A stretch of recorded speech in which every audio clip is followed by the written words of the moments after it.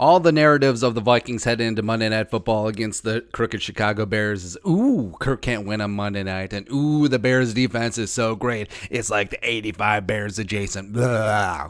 And yes, the Bears did a decent job shutting down Derrick Henry on Sunday. Only 21 carries for 68 yards, 0 touchdowns, his second lowest output of the season. And yeah, Tannehill only completed 10 passes out of 21 attempts. He did fine. He did aight, except you're a garbage team who was down 24-3 until 5 minutes left in the fourth quarter. But okay.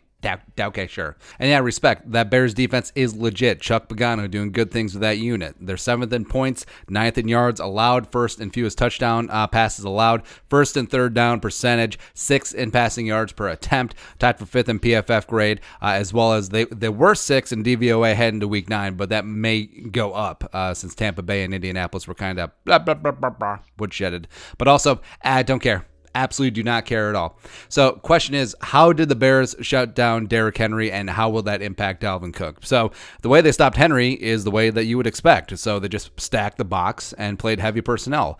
They had eight plus in the box on 11 of the 21 Derrick Henry's runs on Sunday. Now, part of that is Tennessee played an abnormally high frequency of heavier personnel on offense, but is what it is. As well as 14 of the 21 Derrick Henry runs, the Bears were in base defense or heavier. So they dared Tannehill to try and beat them, and he did. A couple of deep shots at A.J. Brown made the difference in the game, yada, yada, yada. But, the Bears sitting in their base 3-4, 3 down linemen, 4 linebackers, including 2 edge rushers in Khalil Mack and Robert Quinn. It's kind of what you want. You kind of feel okay with that. And also, by the way, weather played a bit of a role in terms of the Bears shutting down Derrick Henry, because it was 81 and humid in Nashville on Sunday, unseasonably hot for November. But, I mean, Derrick Henry, if you watch the game, he looked gassed in the second half, man. He did, which is usually when he busts out those big runs against a worn-out defenses. So, just putting that out there. I don't think weather's going to be a factor in Chicago on Monday night, except for all the heat caused by the friction of Dalvin crossing that goal line. Woo! Let's go. So, yeah, the Bears shut down Derrick Henry, who primarily runs in a man-gap scheme with the Tennessee Titans. Art Smith doing some good things there as OC. But good news for Dalvin and the Vikings is that Chicago's 2 largest rushing yards allowed games this season were against the Falcons and against the Rams, teams that employ a high frequency of outside zone. So I think Dalvin and the Vikings could be in store for a decent game, despite what the national media jabroni haircuts say. But here are a couple keys for the Vikings offense heading into Chicago. Number 1, gotta stay committed to the run. And I don't mean the whole, well, if you're getting negative yards and it's 40 times and it's not working and you're down by 50, no. But the Bears obviously will be keying on Dalvin. 33 is going to be the primary objective of Chuck Pagano and company, trying to shut down the Vikings, because if you stop Dalvin, you're going to have a chance, right? But even if the Vikings, say, get down 10, which I don't know if Nick Foles and Matt Nagy and that kickoff offense is going to put up 10 points, even though the Vikings defense hasn't been great. They are improving, but yeah. But also, even if you get down in a spot, you can't just chuck it and duck it, right? Because then Mack and Quinn will be able to pin their ears back, and then they'll feast, and then Kirk will just do Kirk-type things, become bad Kirk, and just give the ball to the other side, right? Even if the run is marginally effective in the first half, it's important to keep after it.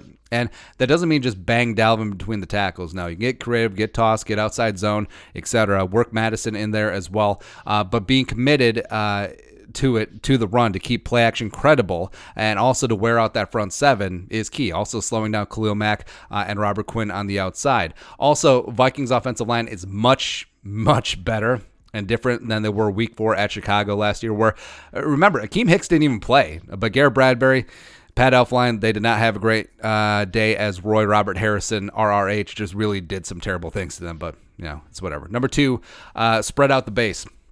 So keep the Bears in their base defense, but spread them out. So here's what we're talking about. So the Vikings use 11 personnel, so it's 1 running back, 1 tight end, 3 wide receivers, the lowest percentage in the NFL, 36%.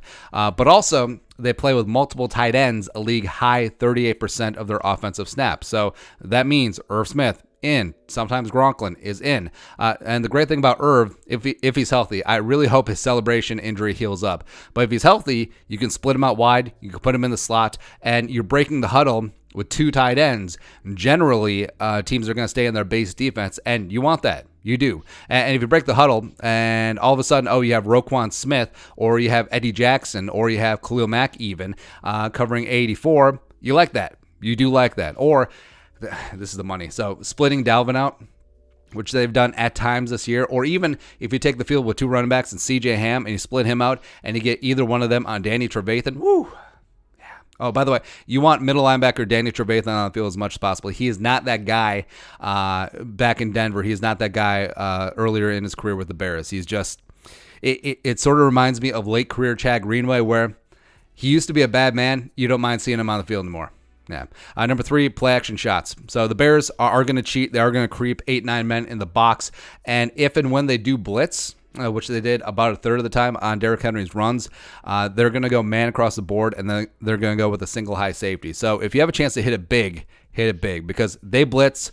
All of a sudden, they're grabbing the middle, play action, boot. Cousins has time. Thielen and Jefferson screaming vertically, and only one safety in the middle. Woo! And you have to let it fly. Like Cousins did leave some money on the table, by taking some underneath when he had Thielen wide open on 2 deep shots on Sunday. But you're going to have to take a little bit of a chance. And I know it seems weird. Monday night, Kirk Cousins, you're going to have him take a chance. But one big pass play to Jefferson, Thielen could make all the difference on Monday night. Also, of the Bears' nickel secondary, Kyle Fuller, Jalen Johnson, Buster Screen working in the slot. They're the corners, as well as you got Gibson and Cheeseburger Eddie Jackson at safety. Only Kyle Fuller has a PFF coverage grade of above 57.1. And Jalen Johnson going through those rookie cornerback fits and starts. I think he's going to be really good really soon, but as of right now, no. And also, if you can get Buster Skrine on the field, you want to do that as well. Lastly, number 4, so the screen game. And that's something that we complained about. A lot of Vikings fans complained about early on when the Vikings were struggling. So where are the screens? Where's getting Dalvin Cook that rock and getting the super athletic offensive lineman downfield? So now the Bears have some of the running back screen tape. So they've seen it against Green Bay, the 50-yard touchdown. They saw it against Detroit to devastating effect, as well as they saw it in your 2-minute offense when you ended up getting Amir Abdullah on a 22-yard touchdown as well. So you're going to have to adjust there, because they're going to be ready for it. But some fake screen, and then all of a sudden Cousins steps back and takes a deep shot. That works with great effect. Andy Reid is phenomenal at that, since the screen game, the slow screens as well, a big part of his offense going back to Philly. And that also with Mahomes, what's devastating is, defense gets ready for that running back screen, and then Mahomes just chucks it.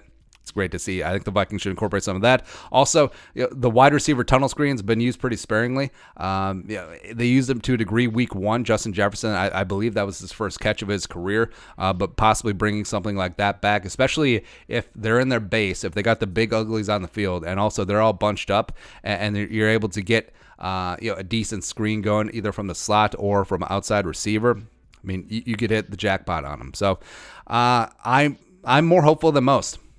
Yeah, I'm generally hopeful as it is, and I understand that the Bears defense is pretty damn legit, except, they're not the 85 Bears. They're not the 2000 Ravens. They're not the 02 Bucks. All right, so you can get after that, and I think that Dalvin Cook, I think he's going to have another big game. I think he will overcome the Bears keying in on him all day long. I think Cousins is going to have to make a couple of throws. I think Justin Jefferson, Sunday night football, week 5 against Seattle, national TV debut, a little bit quiet. I think he's going to make up for that. ESPN Monday Night Football, get after. I think the Vikings go on the road and they put up some points. I think they will put up 27, 28 in that neighborhood. I think that's going to be way more than enough, because that Bears offense sucks.